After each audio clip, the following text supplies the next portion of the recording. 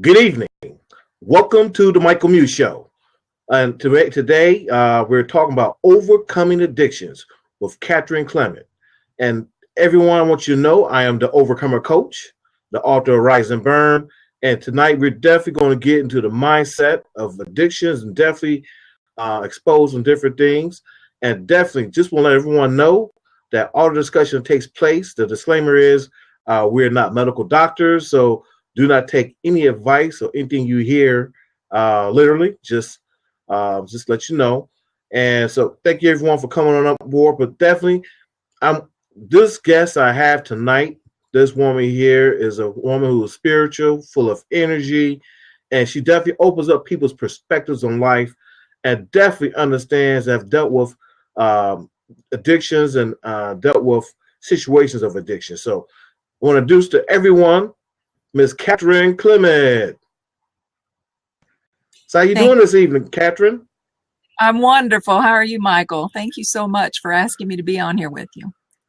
Oh, doing absolutely excellent. And you know what? One thing when it comes to the life we live nowadays, is so many distractions. There's so many different things pulling at us.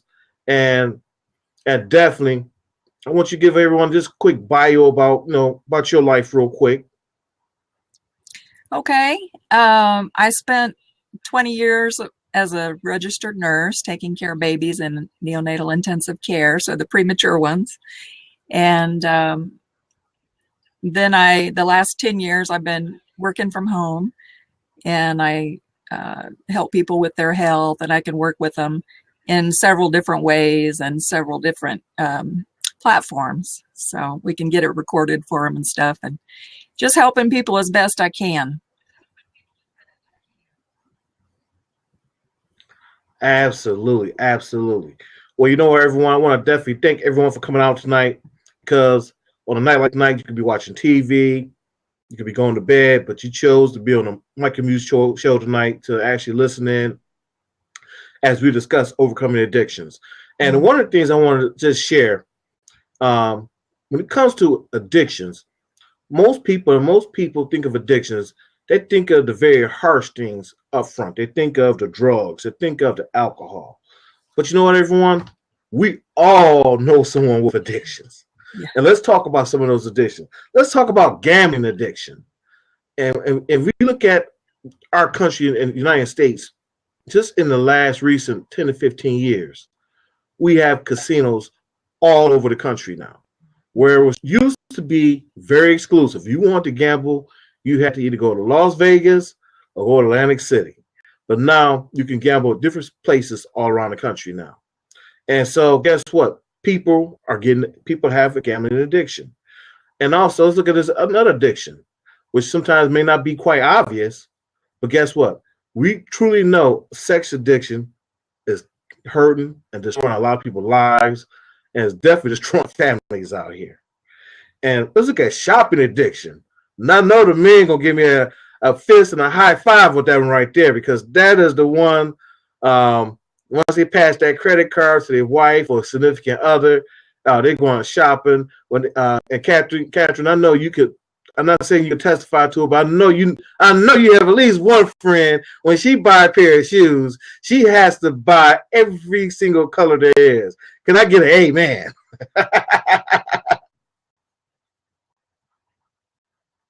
Yeah, women love to shop. You got to watch them. And everyone, and this next addiction, everyone, was actually my addiction. I had an internet addiction 9 years ago, and it was nothing fun at all. I was spending 8-9 hours at a time on the internet, so I definitely understand it, and definitely how powerful it is, and definitely understand what needs to be done to even get past it.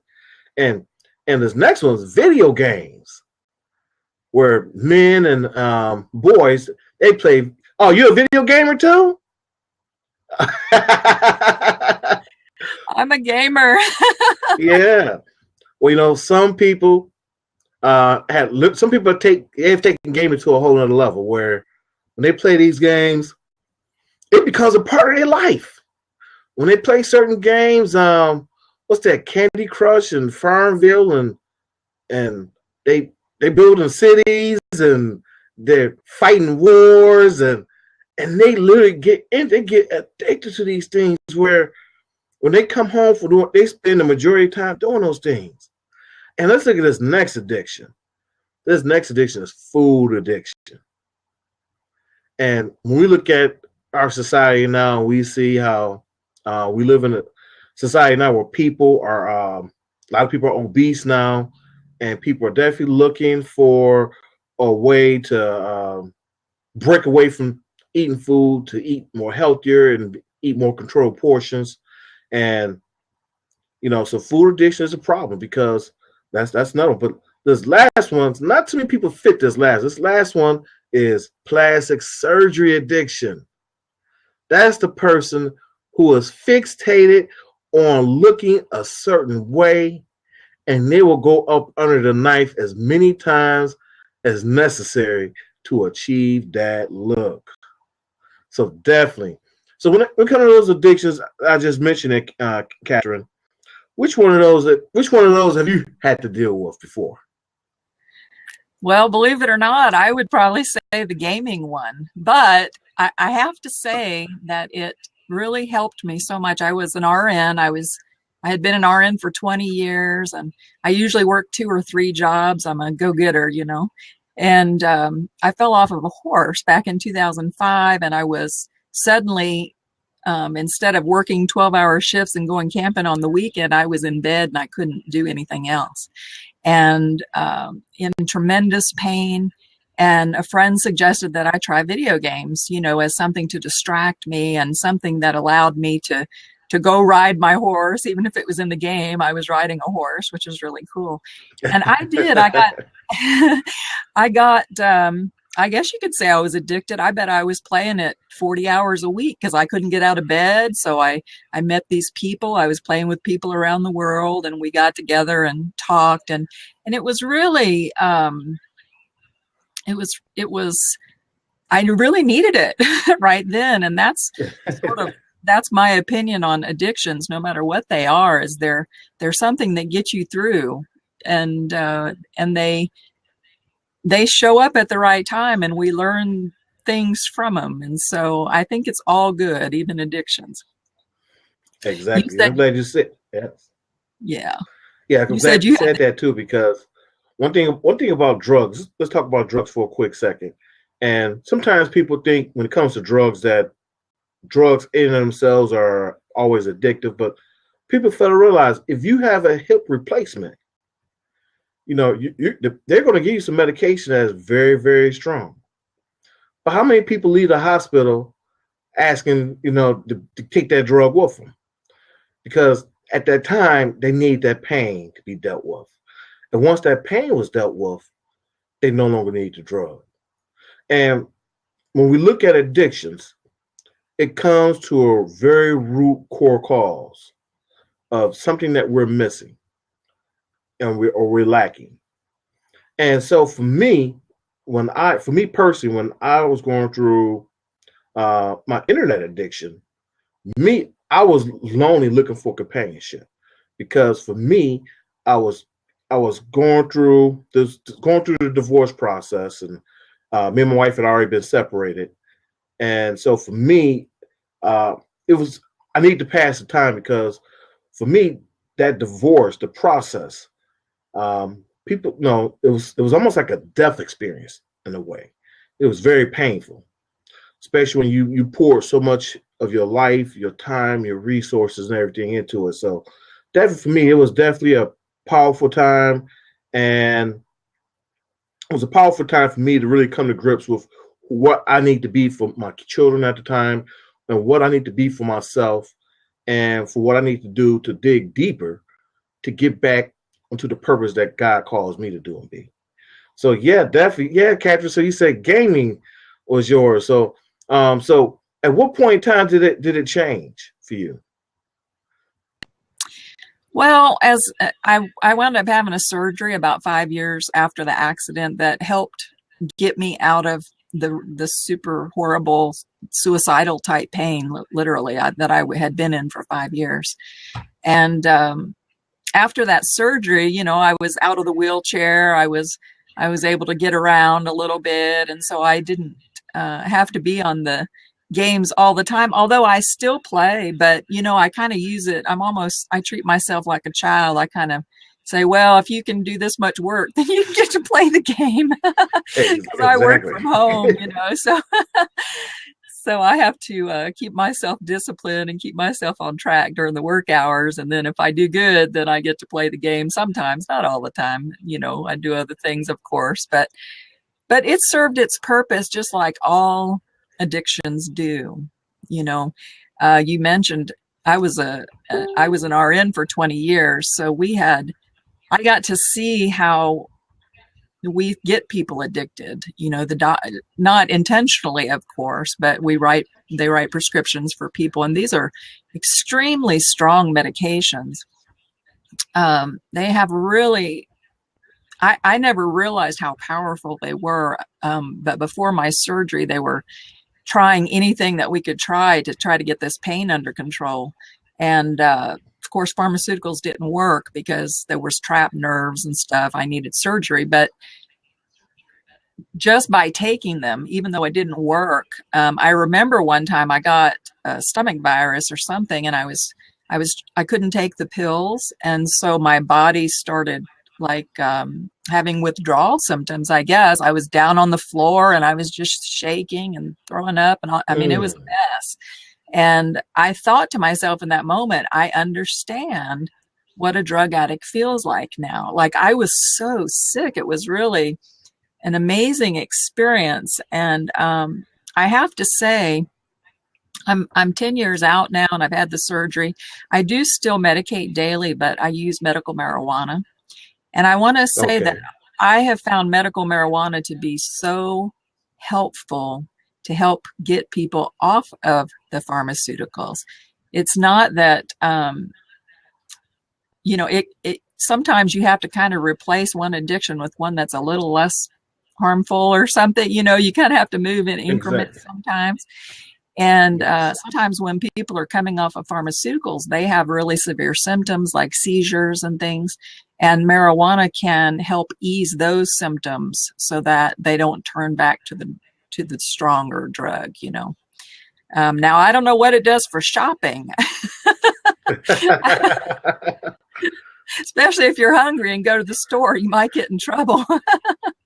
Yeah, you're right. That's where two addictions can merge into one right there. And Tom, welcome to the show.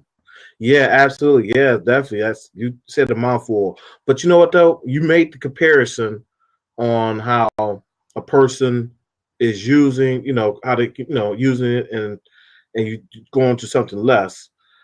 Definitely. My question for you is this: what did it take for you mentally to get past? And what did it take for you mentally to see you even had an addiction first? Because you know what? Sometimes some people need to realize that they have an addiction. And a lot of times, 9 times out of 10, it takes someone else to let us know, hey, you got a problem. And, for me, that's why I was so, hey, you're on the internet too much. And so for you, when did you realize you had a addiction? And what steps did you take mentally to push forward?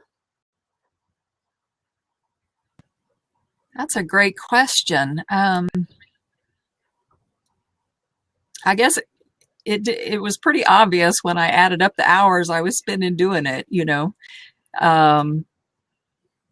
but you develop relationships with people with this, with any addiction, there's other people that do the same thing.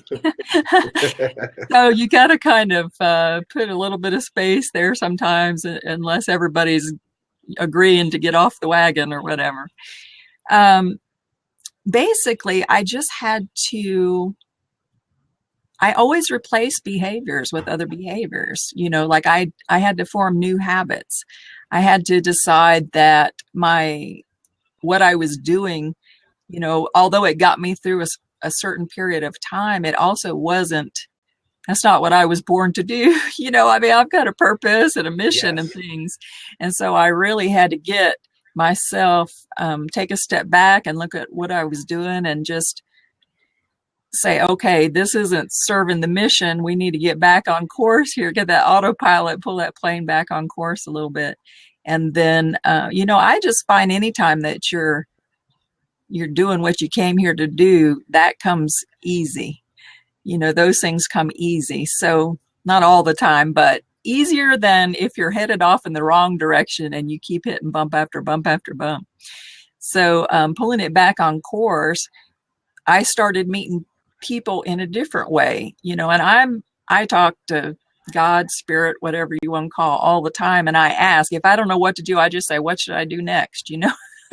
And they tell me what to do. So I started meeting people that had the same sort of mindset that I had. I joined several masterminds. I believe in masterminds. I find them very helpful.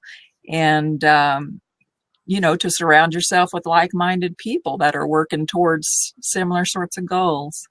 So that takes some discipline too. You have to show up to those things. People can have 1,000 books on their shelf, and if you don't read them, they don't do you much good. So, yeah. You you hit a good point there.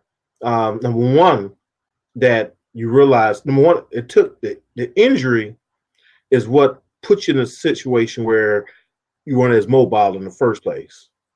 And the fact you wasn't active, of course, you had to fill it with something. And so, of course, the gaming was the next obvious choice.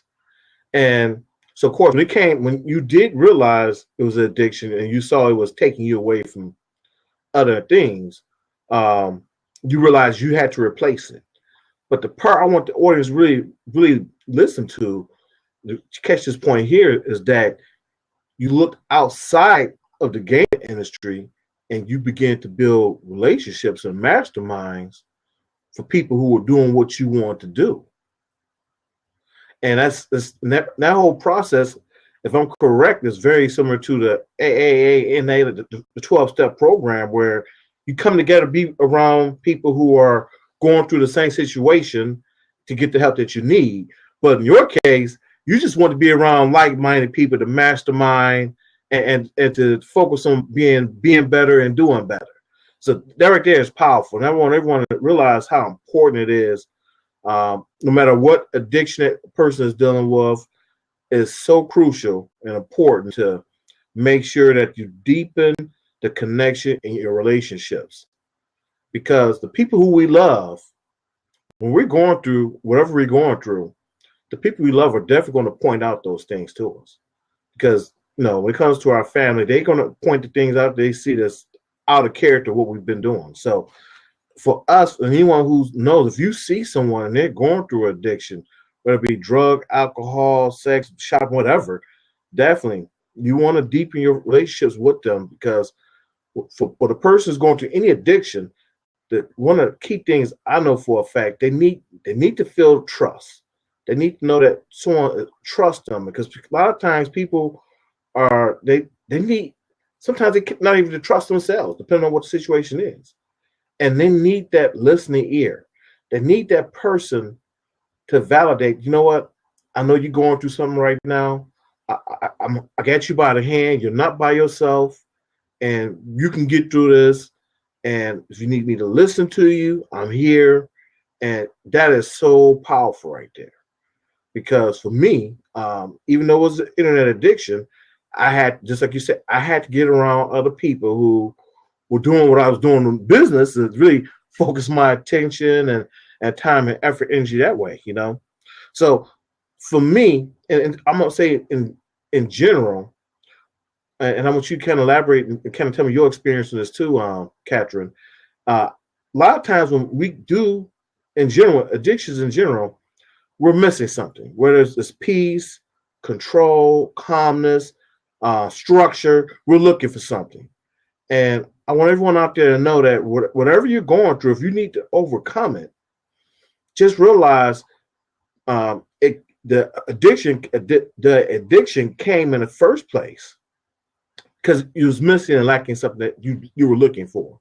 And that addiction is actually fitting the spot. So For you, I know for you, yours is kind of self-explanatory. You, like you said, you were injured, and of course you wasn't like wasn't mobile, so and so yeah. So for you, I'm for sure you kind of explain what you were feeling at during that time, and what needs you were trying to fill at the time. Well, it filled a lot of needs for me. Suddenly I was used to being very, very active my whole life, and then suddenly I was flat on my back, and there was a lot of time to fill up. There was a lot of I could only read so many books at the time. But when you're put in these situations where you're having to, you do a lot of soul searching when you're flat on your back and you can't go anywhere. And I know you've had some experiences with your health, and you totally understand what I'm talking about here. You really have to reach way down, and you get to see firsthand how you treat yourself. Addictions do fill a need, and we all have this need. And if you have an addiction, you need to give yourself more love, not less. We tend to, we tend to hold back. We're judging ourselves, we're beating ourselves up. I mean, I went through this whole thing in my mind about what if, and you go through all that. And what if I never get out of this bed? And then I had to say, oh, wait a minute, you can't think that way. Exactly. Thank God I'm actually twice out of a wheelchair. So thank God I had already been in that position before and had to get out of that wheelchair and out of that bed before. And so I knew I could do it. And, but that's the one thing I want people to hear is you need to love yourself more, not less. Don't start adding. Something was missing to begin with that made you turn to whatever it is. So berating yourself and beating yourself up, that's not going to help the situation at all. We just have to. He went away for a minute. I'm going to keep talking. Yeah, keep talking. Okay.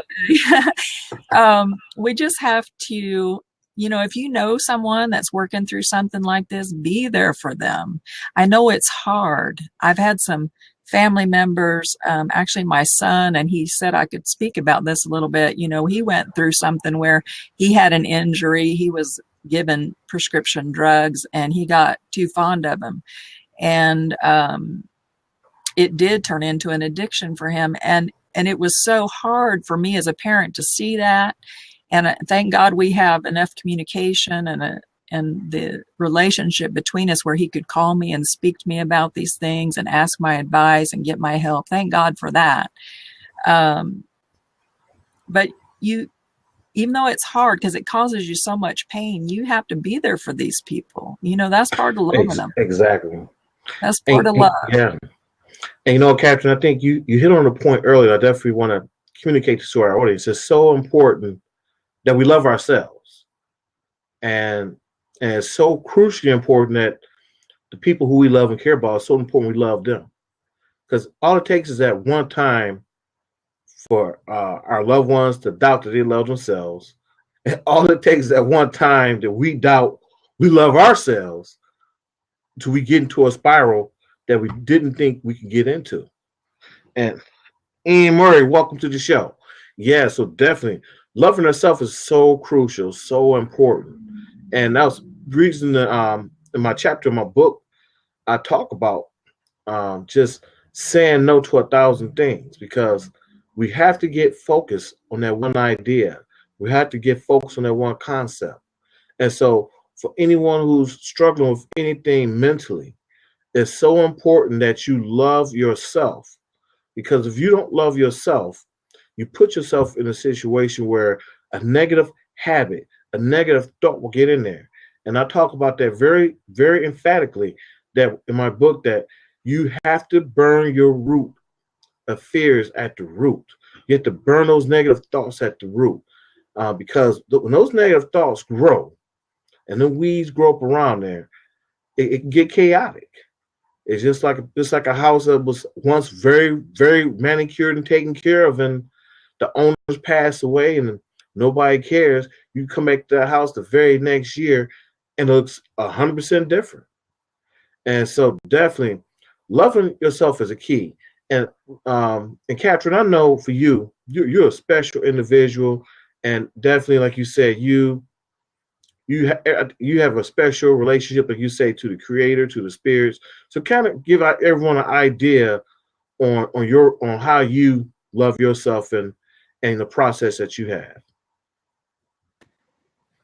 Well, when you go, like I said, from being so active to suddenly being on your back, you have to redefine yourself. Who am I? Because now I'm no longer an RN.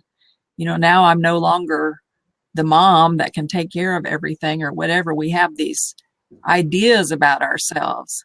And these things that drive us to addictions, no matter what it is, those are the things that really make us redefine ourselves. Those experiences, going through that, when you're flat on your back and you just can't do anything for yourself anymore, when you've been so independent, you kind of, you're at that crossroads where you can beat yourself up and you can think negatively, but that's not going to get you anywhere. You're just going to be there in the bed playing video games 40 hours a week. Or you can have some faith and you can ask for help. And what I found is that every time I asked for help, suddenly the next email I opened, there was something there for me, or, somebody would text me a message just at the right time that I needed to hear it.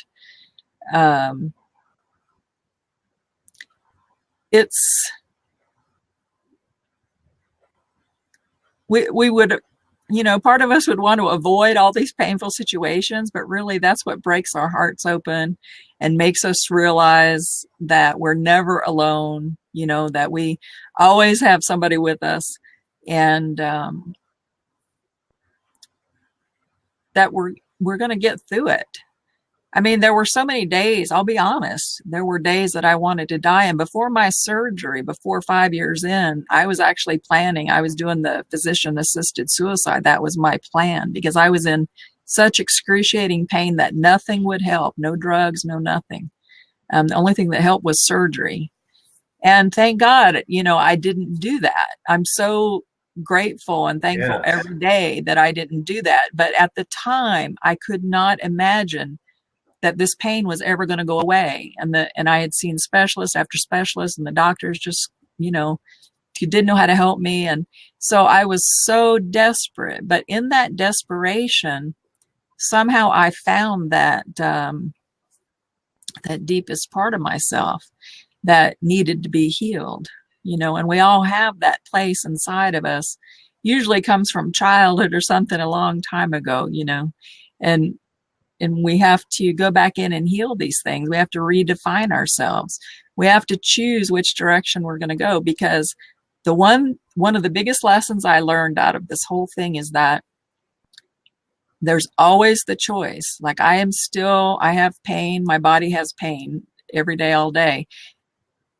But you know what? It has pain every day, all day. So I can either be in pain and be miserable and hateful, or I can be in pain and be happy and joyful and looking forward to the day when I wake up without the pain, so. That's powerful right there, because, that's a crossroad that a lot of people who are dealing with pain, dealing with physical illness. And for me, I could testify to that, because when I was going through my darkest moments, I wanted to be medicated. And for a period of a good year and a half, when I first suffered my heart attack, seizure, and kidney failure all at the same time, that's all I wanted to do is sleep. So I was just asleep. And I did not want to have to face going to dialysis. I did not want to have to face dealing with anything. And so for me, sleep was what I did during that period of time. And so in a sense, we're all looking for a way to medicate ourselves. We're all looking to we're looking to fill that void. And I just want to stress to everyone out there tonight that you are loved, and no matter what challenges you're going through with your family, with your job, whatever situation you're in, I want you to know that you are loved and you need to love yourself, and definitely get deep with whoever you do have as who is in your family, deepen those connections. And also, if you have family members who are dealing with addictions, be there for them. Don't let them be isolated. It's so important that they need to know that someone trusts them when they're going through that low point like that. And I know you mentioned earlier, if we were going in and out for a quick second, you mentioned something about your son, right? Can you kind of recap that again real quick? 'Cause I didn't get a chance to get any part of that story in. Sure. My son, I can't remember what happened actually at the moment, but he had some sort of injury, and he went to the hospital and they gave him a prescription. Well, he got hooked on that prescription. However that made him feel, he liked how that felt, and it turned into a very serious one where he was using more than one. So I get a phone call one day, and I'm so thankful that he knows he can pick up the phone and call me. I am like so grateful for that. So he picked up the phone and he called me, and he explained to me that he wanted to get off of them. He told me what was going on. He said he wanted to get off of them, but that every time he quit taking them, his body would start jerking, and he was describing having seizures. And I was like, oh goodness. I was like, okay, well, we've got to wean you off of these things. So I had him tell me how many it was a process. I actually used marijuana I went and got him. First of all, I drove across several states. I went and got him. I brought him to me where I could take care of him. And I got some marijuana, and I was a nurse at the time. I wasn't using marijuana then. I was a nurse. So, but I got some, and I said, okay, so when you feel like your body's going to start doing that, we're just going to have you use a little bit of this. And then, so I have personal experience that it really works for that. Thank God he is, no longer in that situation. I'm so proud of him, and he just got another new job today, one that he really likes. So we're really happy about that. Yeah. Yes. Yeah. And they really need to, you need to be there for them when they're going through it, and you need to be there for them afterwards, and you need to let them know that you trust them, just like you said, because there were times when he would ask me for money, and I didn't know at the time that the money was going for these other things instead of what I thought it was going for. I don't know how much of that went on or not. But I want to say this, because I think that this can lead to addictions, and it can lead to distance between people. And that is believing your thoughts. When my son calls me now and he says, Mom, can I have some money? I can believe the thought that, oh, has he slipped back into addiction and he's trying to get some money out of me and I can go that route. Or I can give him my full trust that, he is got a new job. He needs some gas money to get to his new job. He needs the suit, to wear on the job. So again, we're back to choices. And when you have a family member who has had an addiction, you can't just tell them that, oh, I believe you. No, you have to actually extend trust. And sometimes that's difficult. Yes. But it's only difficult because your mind is telling you, oh, they're just using this money for drugs. Your mind goes off on this tangent. You can't believe those thoughts, because the way that you act towards your family member when you believe those thoughts will put so much distance between you. And the way that you act when you don't believe those thoughts and you believe that he just needs a new suit and da-da-da, you treat them with love and respect like they deserve. So how do you want, what kind of relationship do you want to have with these people? You know, they need you more than ever right then, and yourself too. You know, like you said earlier, all of us have our own addictions, whatever it is. It could even be, I'm addicted to grapefruit. I love grapefruit. I eat it all the time. You know, so, and I have to go get me some more grapefruit when I run out, you know, so, but just love yourself and love whoever's going through it. It's going to hurt, and you're going to get lied to sometimes, and you're going to have to forgive that, because forgiveness is a huge piece. Sometimes people turn Yes, it to is. addictions because they can't forgive themselves for something they did, or they can't forgive somebody Yes. else for something they did. So it's huge. You know, these addictions bring about tremendous healing if you keep your thoughts, you know, if you keep your mind straight and your heart straight. And that's a good point you said there, because forgiveness is so powerful. And for me, what helps me be in the mindset, what helps me stay in the mindset to make sure that I forgive other people and forgive myself is I make sure I meditate. Because so, no, I truly believe when God created us, He totally created us to have, He gave us one mouth and two ears.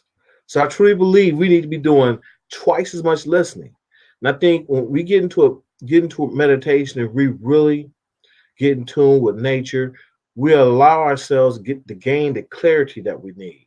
We'll allow ourselves to get to the place where we can solidify what that why is, what that divine purpose is we need to be doing. And when we get to that point, that's the point where the power unlocks for us. Because at that point, we're operating at a higher frequency, we're operating at a higher level, and we realize that what we're doing is bigger than us. And I think for anyone, whatever we're doing in life, we have to get to a point where we develop that why. And when that why is bigger than us, and when we know that it's going to not just impact us, but when we know it's going to change people's lives, and when we know that it's going to leave a legacy long after we're gone, that's powerful right there. You know, so for me, um, definitely, I would say, with kind of overcome addictions, I want everyone to know, for me, it's so important that we get to the point we have to take control of our mind first and really look at what thoughts we're allowing to go in and make the right decision. So for me, one of the first key is make sure we say no to 1,000 things. Make sure we lock on to that one idea, that one concept. And two, making sure we meditate to gain that clarity that we need. And three, we have to make good choices, because people don't. It's so crucial in the choices that we make. And the reality is this: we're we're paying for the choices that we made yesterday, and we're paying for choices we've made even years ago. And so, everyone, I want you to know it's so crucial that whatever you're dealing with, you can make that decision today that's going to impact your life for the better tomorrow and for the future. And so, Catherine, what I want to do, I'm going to give you a quick minute. We're going to get ready to close on up here in a second. I want you to just give a last few comments, just make your last statement, and just kind of share your opinion on what we discussed, your closing thoughts on just overcoming addiction. Okay, well, I want to say thank you so much for having me on here. It's been a lovely conversation, and thank you to everybody that joined us here, and to everyone that watches this in the future. Um, it all boils down to being able to love yourself. Honestly, when you get way down deep, you know, it's healing those core wounds, the I'm not lovable, the I'm not worthy, the no one hears me, that, you know, all these things. Those are the things that have to be healed. And sometimes like I said, I was an RN working 3 jobs. Okay. So sometimes we keep ourselves busy so that we don't have to think about those things. You know, they don't come up because we just keep our minds occupied and we keep ourselves so busy.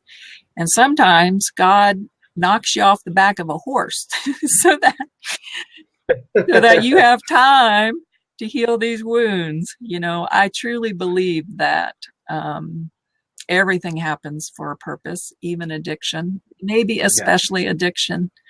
And so don't beat yourself up over it, and don't beat up other people over it, and help them, truly help them. Do what you can. I know there's tough love, and I certainly have taken that approach at certain times with my children, you know, when they were coming up and teenagers and stuff. So I understand. But addiction is really a cry for help. It really is. And you just can't abandon people at certain times.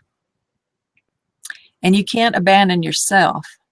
And I think abandonment is a huge issue for a lot of people if they can get down far enough into their core.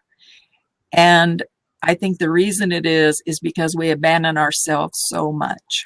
You know, growing up and different things and different experiences and traumas, we abandon that part of ourselves. And at some point, you have to go back in and love that part of yourself. Love the little one that went through that experience or whatever it is, you know. And like you said, just know that you are loved. We are so loved. Oh my goodness. You talked about frequency. The frequency of love, if you can get into that, if you can find that within yourself, or you can, like I used to get on a lot of teleconferences where people, it was like group energy work or group prayer, whatever you want to call it. And if you can get into that vibration, it will lift you up and help you make better choices. If you don't know which choice to make, just ask and you'll be given the answer. And if you can keep yourself, you know, and we're humans, so we're always going to fall off the wagon a little bit. You know, we might say, okay, we're going to stay away from this. We're not going to do this anymore. And then all of a sudden we fall off the wagon and then we start beating ourselves up again. You can't do that. You just got to say, okay, I did it. And now I'm going to start again fresh. Every minute of the day, you can start again fresh if you need to, if that's what it takes. So thank you so much for having me on here, and just keep loving yourself and loving everybody, because that's what it's about these days and all days. Definitely. And how can the viewers reach you and contact you? Oh, my email is Katherine at livedreambelieve.me, LIVEDREAMBELIVE.me. I have a blog at livedreambelieve.me, and you can keep up with me over there. I'm on Facebook and Google and Twitter and all those, so we'll get connected. Absolutely. Well, Katherine, you definitely have got some of the keys to overcoming addictions. Just to say, live, believe, dream. So definitely, that is definitely powerful. And I just want everybody to know you are talking. This is the Michael Muse, the Overcomer Coach, the author of Rise and Burn. And we've been talking about overcoming addictions. And definitely, it's so crucial that you make sure you deepen your relationships, and definitely make sure you don't stay isolated. And you must build great relationships, because when we're going through life and we're going through struggles, we have to align ourselves with people who are going in the same direction. And because when we do have those addictions, the reality is we do build relationships with people with those same addictions. So we got to make sure to get out of those addictions. We got to build stronger relationships with those who don't have that addiction. So definitely, everyone, thank you. If you contact me, michaelmusenow.com. Also, contact me at michaelmusenow@gmail.com. And I want everybody to know that I am the Overcomer Coach.